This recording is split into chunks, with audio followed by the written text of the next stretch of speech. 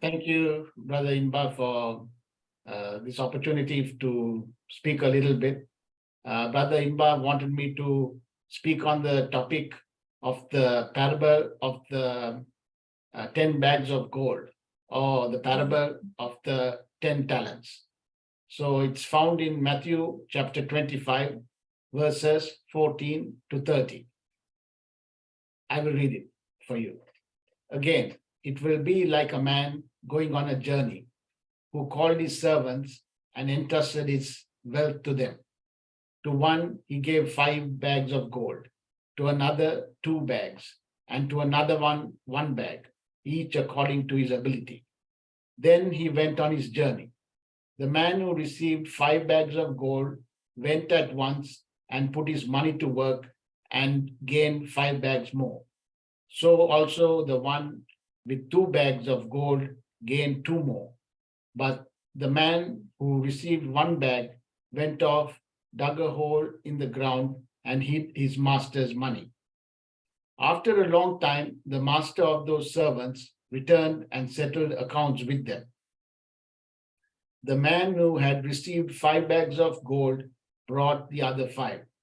Master, he said, you entrusted me with 5 bags of gold. See, I have gained 5 more. His master replied, well done, good and faithful servant. You have been faithful with a few things.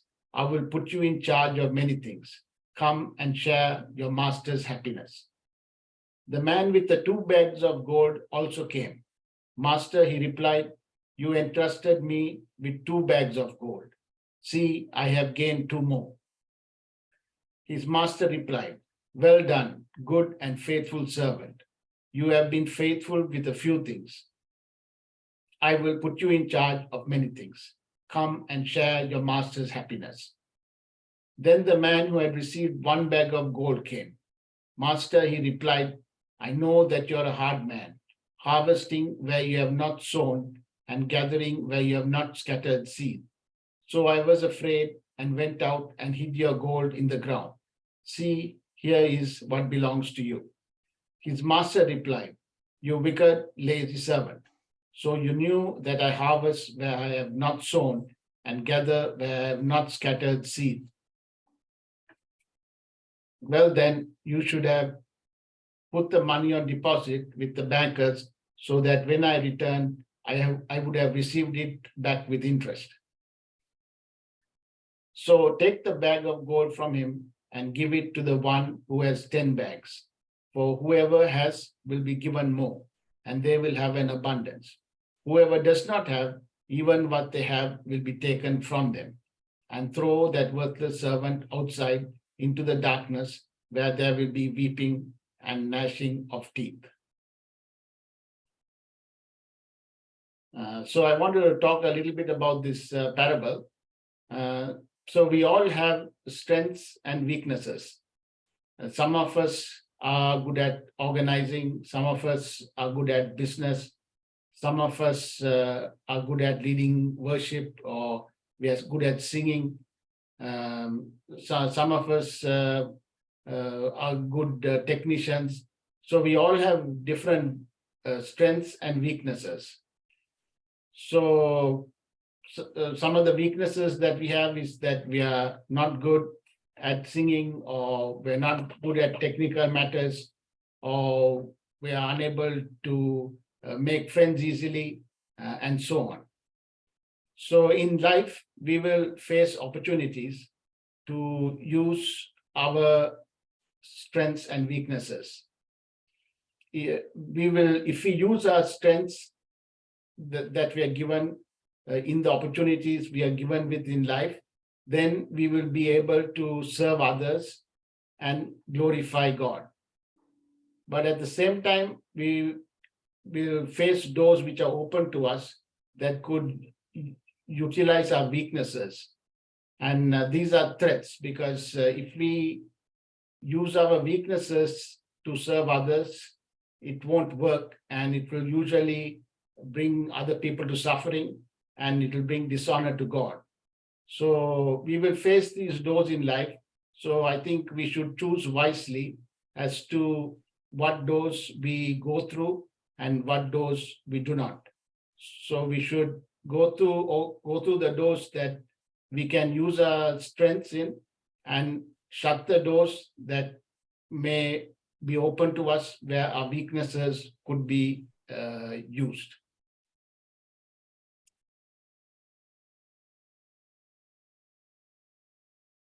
And all of us also have at the same time acquired skills. So usually we use our skill in our vocation for those of us who are employed. If we are not employed, then we would possibly use our skill in everyday living. Like maybe you're good at cooking. So that is a skill that you use every day to not only cook for yourself, but also cook for your family. Usually we develop this skill from a young age and we are very good at it. So it comes naturally to us and it's a joy to us. And we are able to use that skill every day. They say that there's a saying that says, if you love what you do, you have not worked a day in your life. So I think all of us should use the skills that we enjoy doing.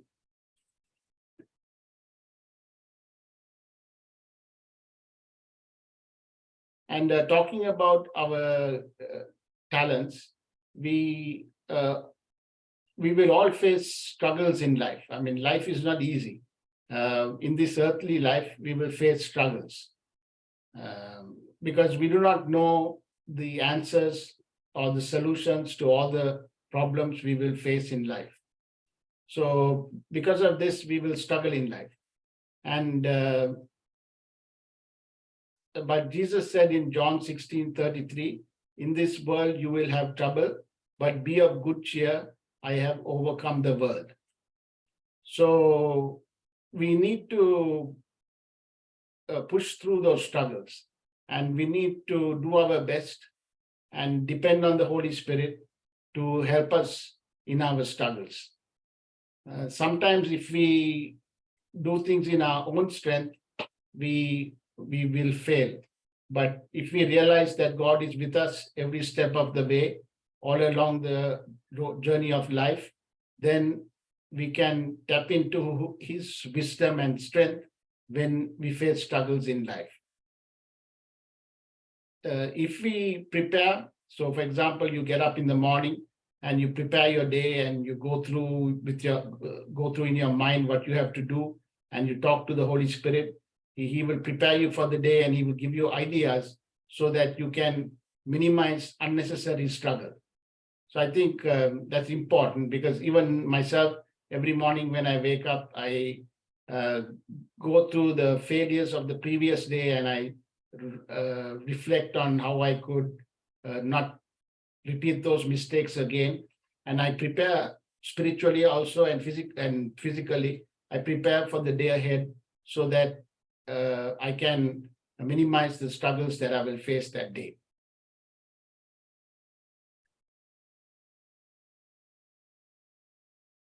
And next, I want to talk a little bit about resilience.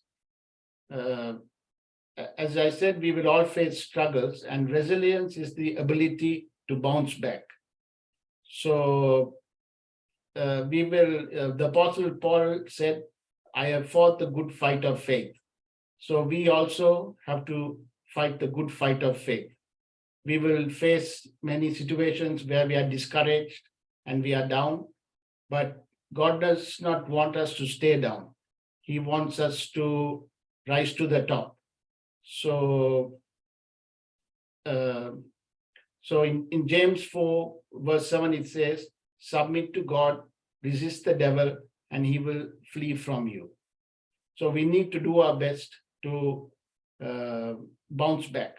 So we have to reflect on our failures and learn from them and not repeat them in future. And we need to depend on the Holy Spirit here as well in getting revelation knowledge as to what we can learn from our failures.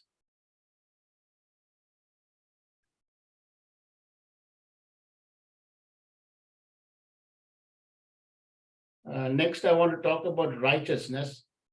My reference verse is Romans chapter 4, verse 23 and 24. It says, the words "it was credited to him" were written not for him alone, but also for us, to whom God will credit righteousness, for us who believe in him, who raised Jesus our Lord from the dead. So we will all fail, as I said. So because of that, sometimes we feel guilt and condemnation. We feel that we are bad people because of the sins we have done. But according to Paul's writings in Romans, we are the righteousness of God because of what Jesus did on the cross. That means we are at right standing before God. Even though we are sinners and we have done sin, God, when he looks at us as his son or daughter. He does not see the sin in us because of what Jesus did on Mount Calvary. So even though we sin, we should not let that determine our identity. Our identity is that we are the righteousness of God, that we are at right standing with God. We are not sinners. We are at right standing. We are the righteousness of God. So we need to remember that.